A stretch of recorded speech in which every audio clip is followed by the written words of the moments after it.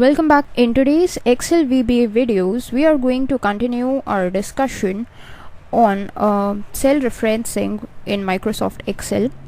In the previous video, we started our discussion on the cell references and we created some of the cell references in VB. So in the previous video, we worked upon how to edit the contents in active cell and in a particular cell. Then we also learned about the step-by-step execution using the step into function of the debug menu. So in today's video, we are going to look at some of the more methods through which the cells could be referenced in Microsoft Excel. And apart from this, we are not going to just look at a single cell, but now we are going to work on a range of cells. Okay, so let us start our discussion. This is our code of the cell reference macro from the previous workbook. So I'm going to just change the contents over here only. Now the last line you can see f6.value is YouTube channel. This helped us to change the contents of a particular cell, that is f6. Now what if we do not want to change the contents of a particular cell, but we want to change the contents of a range of cells? Okay, so how can we go with it?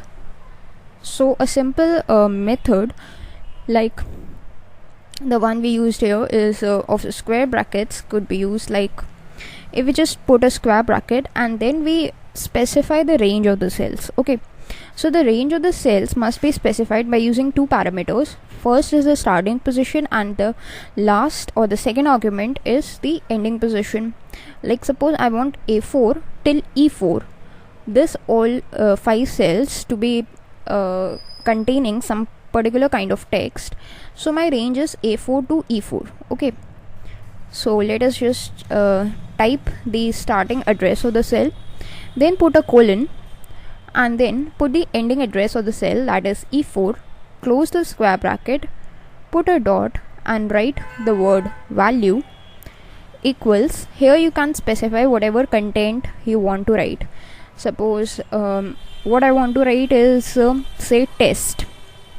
Okay, so I have written test and then close the double quotes and then you can simply press F5 or F8. So what I'm going to do is just I'm going to delete these cells because we have already taken a look at it and only I'm going to focus on this. Okay, now if I just press F5, okay, so what happens is the macros over here are disabled. To enable them, you can go to the macros over here, click on run. Okay, actually sometimes this problem occurs, so you gotta open this workbook again and firstly we need to close this workbook. Okay, and then you gotta reopen it.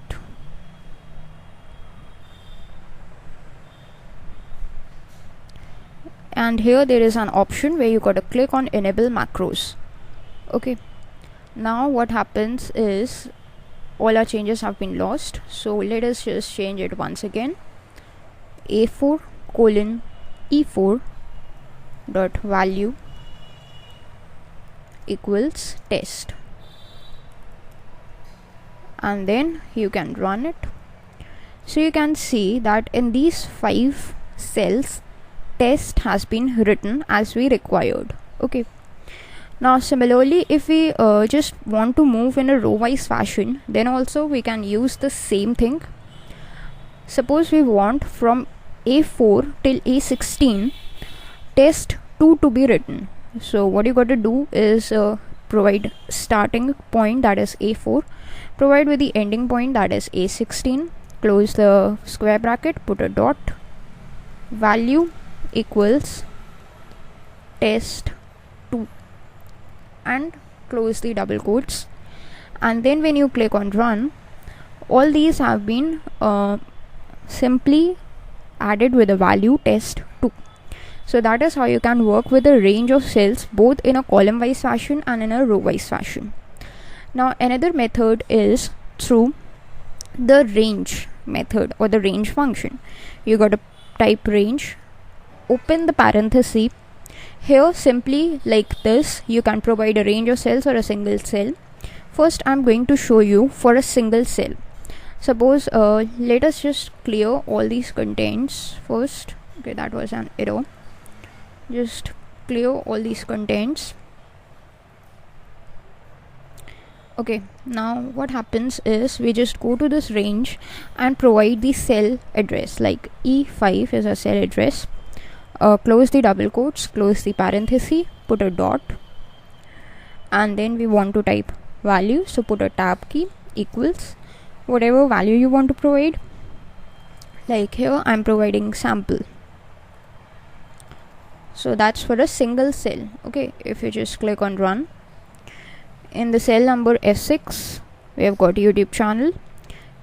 A4 till E4 we've got test, but the value of A4 was overwritten by this third line, test2, and in E5 we have got sample.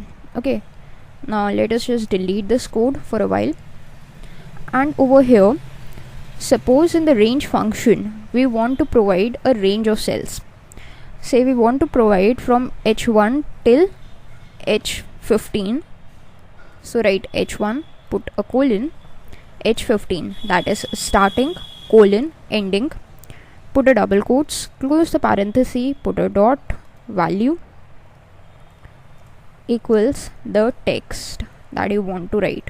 Okay, and you can just click on run. You can see this all is covered with text now, sample over here. Okay, now this was about the string data, but what if you do not want to provide string data, you want to provide some numbers?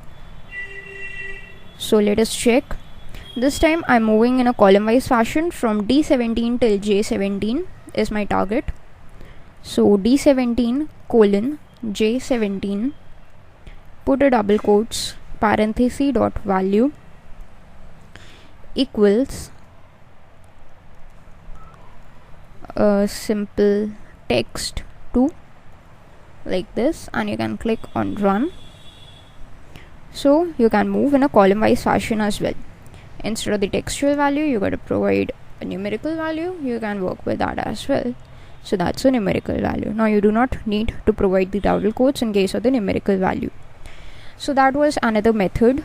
Let us just clear it all, and the sheet as well, we got to clear it. Now what happens is we got another method of just adding the contents. So there is this function known as cells. You got to write it, put a parenthesis, and as soon as you do that it asks for two things, the row index and the column index. So using this, but obviously you can only just connect or write a single cell or refer to a single cell. But instead of providing the exact cell address, you got to provide the row index number, which is obviously from 1 till whatever value you want to provide. So you can reference it from here, but for the column index, instead of ABCD, you got to provide corresponding numbers such as 1 for A, 2 for B, 3 for C, and so on. Suppose I want to write something in E7 or E6, it's my current cell. So if we talk about row index, it's going to be 6, but if we talk about column index, it's going to be 1, 2, 3, 4, 5. So 6, 5 is my target. 6, 5. Close the parenthesis, put a dot, write value equals, say hello. Okay, and then run it.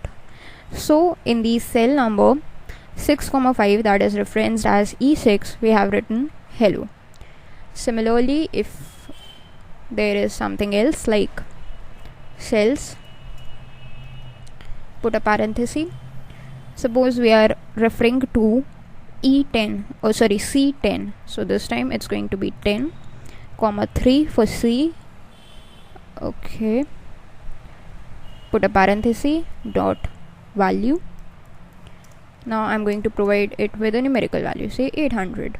And now if I click on run, so 800 is what I have got.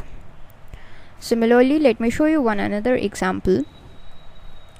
cells 10,3 only if we want to overwrite the value.